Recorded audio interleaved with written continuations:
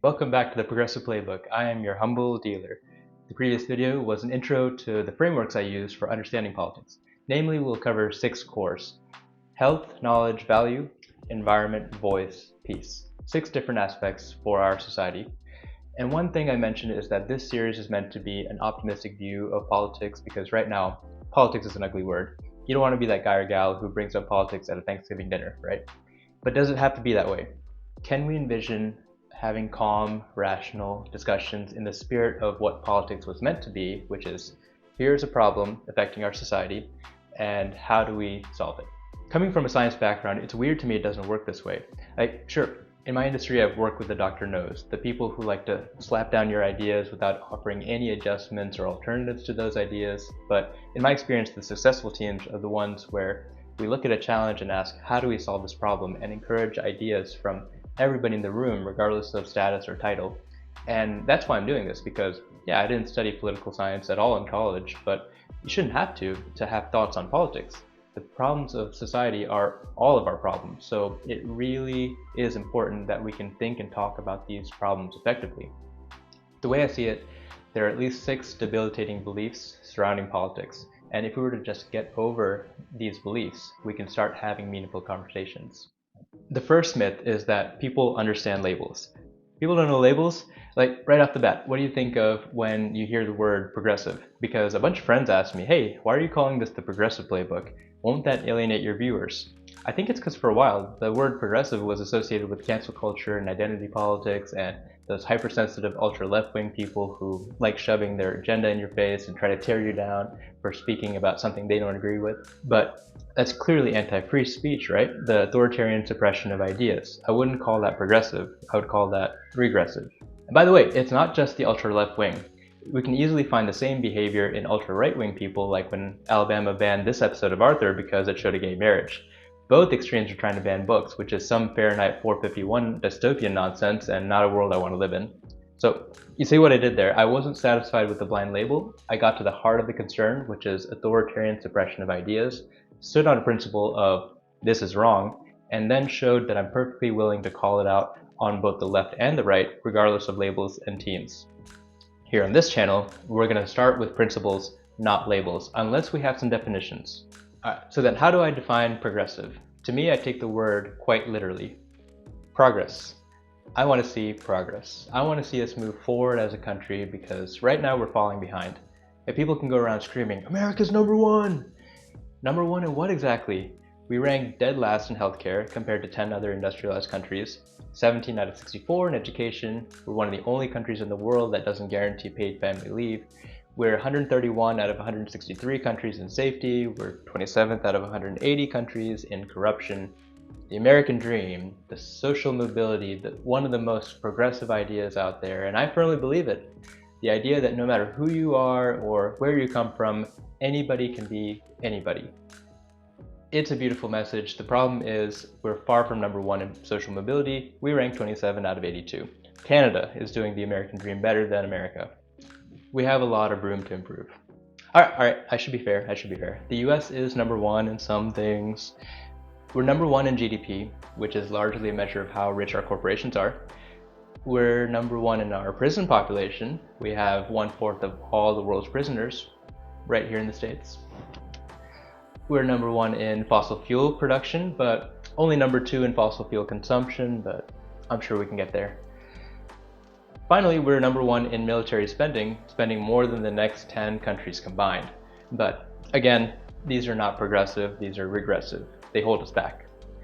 Labels are fine if they're defined and accurate. Like if someone's being a fascist, we should call them out for what it is. But the problem with blind labels is politicians abuse them and package all sorts of fear-mongering words. We will root out the communists, Marxists, fascists, and the radical left thugs that live like vermin within the confines of our country. And they do it because unfortunately it's fast and effective. They expect you to not understand the labels, but they want you to be afraid of those labels. They want you to hate those labels and anyone associated with them. It will fool a lot of people, but it won't fool us. When we get bombarded by this sort of rhetoric, it polarizes the country, and then we're inclined to believe in the second myth that people are unreachable. It's true that people are becoming radicalized as they fall deeper into the echo chambers of social media and mainstream media. However, a recent paper from the Carnegie Endowment for International Peace suggests that while politicians are very polarized and that Democrats and Republicans don't want to agree on anything, and generally people don't like politicians from the other team, what they also say is that when you go issue by issue, the American people aren't as radicalized as they think. There is quite a bit of overlap and agreement, and this is why I think most people in the country are very reachable. The normies, or regular people who just want to live their lives and generally want the best for everyone. And since I didn't study political science, I might be labeled a normie as well, and you know what? I'll happily wear that label. As a normie, I remember being interested in politics throughout my life, and I'd get excited to learn more, but there were so many loud, angry, negative voices in politics, and it's just so hard to know who's telling you the truth, and I'd just be like, forget this, then I'd just go off and do my own thing. And it took me a long time to finally find voices on YouTube, places like Secular Talk, Breaking Points, Rational National, David Pakman, and several others, where even if I don't completely agree with their takes, they present their ideas honestly and logically. I trust their voice.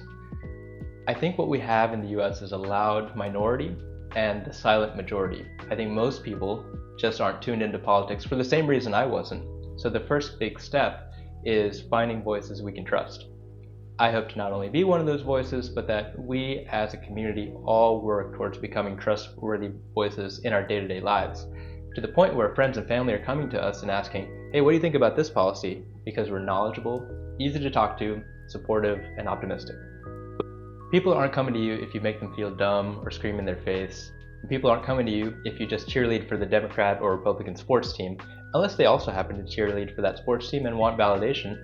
But I'll keep emphasizing principles are stronger than labels, and we can connect with people by our shared principles. And one way to do this is to flip labels on their head and try to understand why people identified with certain labels to begin with. In Jonathan Haidt's 2012 book, The Righteous Mind, he talks about people having political taste buds where liberals tend to favor principles around care, fairness, and liberty, while conservatives also care about these, but add in the foundations of loyalty, authority, and sanctity. Throughout the series, we'll discuss principles often held by different groups, but also show where there's a lot of overlap and agreement of ideologies. And it's really important to identify those points of agreement and principle, because otherwise it'll lead to the third misconception of both Sides-ism, this idea that there are always two rational sides to an argument and we should come together in the middle to work out a solution. How do we get here? A bit of history. In 1994, the Republicans took control of Congress, and then President Bill Clinton's chief political advisor, Dick Morris, had an idea for Clinton to get back into the favor of the American people, a strategy he called triangulation. There were some issues that had a lot of Republican support, but the Republicans tended to overreach into Crazyville. So in this calculated strategy, Clinton would abandon the progressive policies, but also not go quite as crazy as Republican politicians. He would go somewhere in the middle, and this way he looked like the adult in the room who was above the fray of left versus right bickering, and he would support more right-wing solutions when that was more politically favorable, and he would support more left-wing solutions when that was more politically favorable. That's a pretty lousy lesson. Hey, I'm a pretty lousy president. So put another way, it's the finger in the wind. The problem with this is when you go for the compromise, you compromise your principles, and then people don't know what you believe.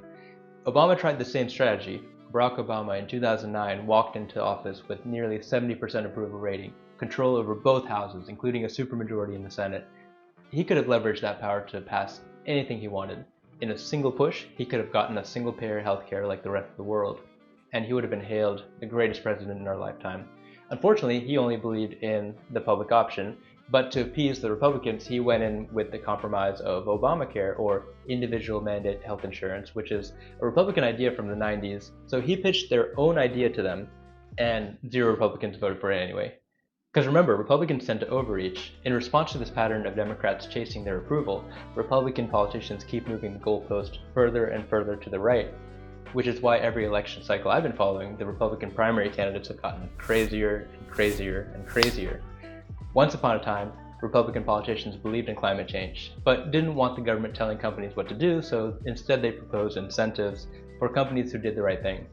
Then a decade later, Republican politicians are outright denying climate change. And then a decade later, Republican politicians are calling climate change a religious cult. What do you think they'll say next decade? Now we believe climate change is saving the world! We should emit more greenhouse gases! Sniff my thoughts, old chap. And because the Democrats keep chasing, it keeps shifting what's called the Overton window further to the right. The Overton window is simply the window of acceptable political discourse. So that policy I mentioned before, single-payer healthcare, I do believe is one of the most optimal healthcare systems in terms of both cost and benefit, and I'll make a few videos explaining why. But currently this idea is not within the Overton window. Like, when was the last time you heard a politician talk about single-payer healthcare? There was a brief time recently when it was within the Overton window, when Bernie Sanders ran with it under the banner of Medicare for All. Come to you in a second, I do know, I wrote the damn bill. But in Obama's case, what should he have done? He probably shouldn't have pre-negotiated. If anything, he should have come in with the reach of single payer, be like, I have all the power, people love me, and the people want single payer. And then make the Republicans do the counter ask, and then maybe the worst case, the compromise would have been public option as he wanted, right? Just basic negotiation tactics. When you have most of the leverage, don't come into the meeting with the compromise. But unfortunately, I think this triangulation strategy has led people to believe in this fourth misconception, that change is inherently gradual. Incrementalism has become so accepted, we forget about times in human history where we just saw a problem and fought for the right solution from the very beginning. One of my favorite stories is from Sweden in the 1950s and 60s, where there wasn't a big market for cars in Sweden back then, so people bought their vehicles from outside the country. 90% of these cars were built to be driven on the right side of the road, but Sweden had set up their roads to be driven on the left. And with nearly 2 million cars on the road, this was becoming a safety concern. So what did? They had this huge project where they changed all the road signs and bus stops and traffic lights and repainted the streets and bike lanes and got the entire population on board. And then overnight, on the 3rd of September of 1967, they made the switch. And you know how many people died? 0. While this was going on in Sweden, the US was going through the civil rights movement, one of the most impactful movements in our entire history, where the strong will of the civil rights leaders and the support they garnered led to the Civil Rights Act of 1964 that ended segregation across the land. But this fight was impeded in part by those people calling for incrementalist changes, people saying, gee, I really support what you're doing, but you can't change the landscape of the country that fast. It's just not doable. The modern white man, as Martin Luther King wrote about from a Birmingham jail cell. Incrementalism also comes in the form of identity politics. They want us normies to feel like we're doing something. Like we're progressing as a nation by instating the first gay senator or the first black vice president. I know people who thought it was a good strategy for Joe Biden to pick Kamala Harris, a black and brown woman, as his running mate just to get the black vote. The problem with that is Kamala Harris has a history of supporting tough-on-crime policies that disproportionately hurt black and brown people in California, including being against marijuana legalization, instating 3 strikes laws where you go to jail 3 times, even for the smallest crimes. You go to jail for life, instating truancy laws that criminally punish parents if their child doesn't show up for school. So whatever you personally think about these laws, all I'm saying is these aren't going to get the black vote. Identity politics is such a cheap, lazy way of doing politics that's really insulting to the intelligence of the average voter. But you know why politicians do it, right? They want you to think they're doing something for you. But in reality, it's breadcrumbs compared to how much they serve the billionaires and corporate interests, which leads me to number 5, and my favorite myth, which I call We the Purple. We the Purple? What the hell was that? I love it because it's such a commonly held misconception, but it's dead wrong, and the reality is somewhat uplifting. We the Purple is this idea of moderates, this idea that 30% of people will vote blue no matter who, while the other 30% will vote Trump no matter what, but we have these 40% in the middle, these moderate normies who we can win over with our triangulated half-measure solutions. I've got news for you, this group doesn't really exist. And this is why you're going to get annoyed with me saying this, but we have to get out of the idea of labels, and we have to go by principles and craft policy around those principles. So back to that example of Obama and single-payer healthcare, aka Medicare for All. Where are the people on this issue? Depending on how the poll is framed and how the question's asked, you can get anywhere between 55 to 70% support. In some polls, even a majority of Republicans support it, and you'll find traditional pro-business conservative types posting blogs in support of it online. And it doesn't even stop with Medicare for All. Most people support most progressive policies. I've curated a list of 28 progressive policies and public opinion polls on each one, doing my best to find reputable polls like YouGov or Gallup or Pew Research from recent years, and I'll put a link to this spreadsheet in the description. You'll see there is quite a bit of support for all sorts of policies like Medicare for All, universal pre-K, living wage, 4-day work week, Green New Deal, getting money out of politics, fixing our prisons, gun control, and many others. And if we were to simplify this graph to show the net approval versus disapproval, you'll see there's a net positive, either weak or strong support for almost all of these issues. A few caveats about this. One, these are each from one poll, which is just meant to be a snapshot of public perception at any given time, and the results can vary quite a bit depending on the methodology, how the question was asked. Number two, just because something's popular doesn't mean it's a good idea. Slavery! And number three, just because an idea isn't popular doesn't mean it's a bad idea.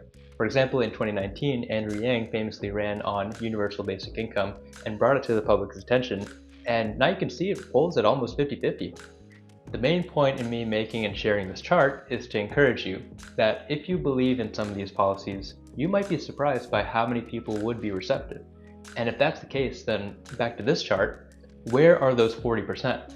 Many of them simply aren't voting because no one is speaking to their needs. The Overton window is outside of where they are. As with Medicare for All, how many Democrat or Republican politicians are boldly running on these issues? The numbers kind of play out in presidential elections too, where around 60% of eligible voters actually turn out to vote, leaving the other 40% at home. That's why I think this chart should look more like this. It's not perfect, but I think adding a y-axis gives it a better representation of the landscape. So rather than playing this left versus right game, wouldn't it be so much easier to appeal to the huge swath of the working class?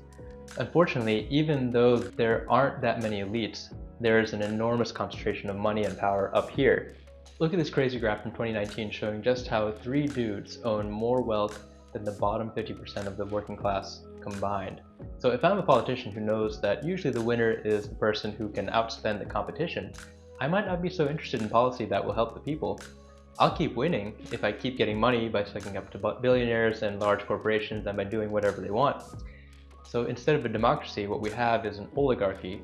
Oligo meaning small number, and archy meaning rule or government, so society ruled by a few.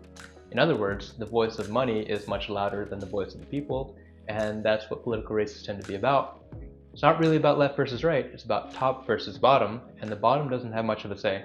So how do we make the voice of the people louder? By dispelling the sixth and final myth that politics is inherently hard, ugly, messy, and confusing.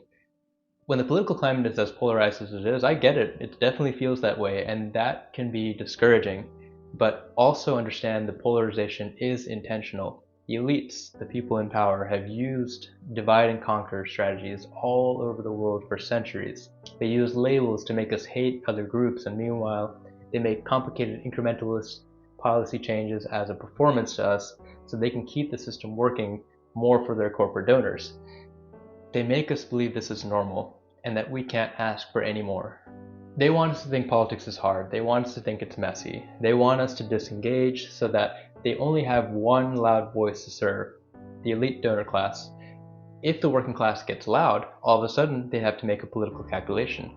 Which group of people do I serve to get elected? And if the voice of the people is large enough, the calculus shifts, and the incentives now become aligned with serving the people. And that's the pathway to political change. Bernie Sanders' whole 50-year political career has been about railing against the establishment and aligning himself with the working class, and he shows he's serious about it by just taking small dollar donations, so no corporate PAC money.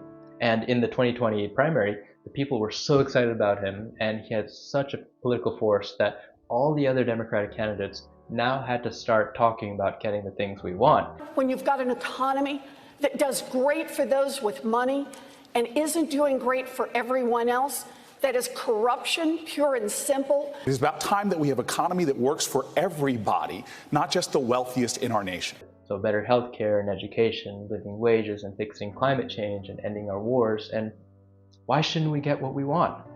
What is our taxpayer money going towards? Unfortunately, this movement fell through and we have to build anew. We have to get back to that tipping point, which is why I'm here making these videos. We'll learn from the mistakes of our past, but educate ourselves on the hurdles in this long road ahead of us and build a sustainable engine that won't fall through. I'll emphasize this point. This is not a political channel, and I'm not a political commentator. This is an educational channel, and I'm an educator. I'm a dealer. I go out and gather seemingly complex information, distill it, repackage it, and bring it to you. A friend once asked me, what is your motivating question? What is the thing that drives you most? After thinking about it for a while, I decided upon this statement. I want to build the greatest engine I can to make the world a better place. For those who have played deck building or engine building games, you know that to win, you have to figure out how to get all sorts of moving parts working together in harmony and synergize. That's why this channel isn't just limited to government policy. We'll eventually tackle personal development and technological innovations because all of these things are linked. The goal of this channel isn't to teach you what to think, though I'll tell you what I think. It's more about how to think, and even beyond that, it's about teaching you how to teach so that we can all go out there and spark positive conversations around the things that excite us. It won't be you parroting my ideas, it'll be you having calm, rational, captivating conversations derived from your own deeply held principles. So join me on this journey as we explore the first core, looking at the status of individuals in the health core. If you like this video, check out a few more, and if you trust my voice on this platform, consider giving me a hit of that sweet LSB, like, subscribe, and bell, and I'll deal you the next one.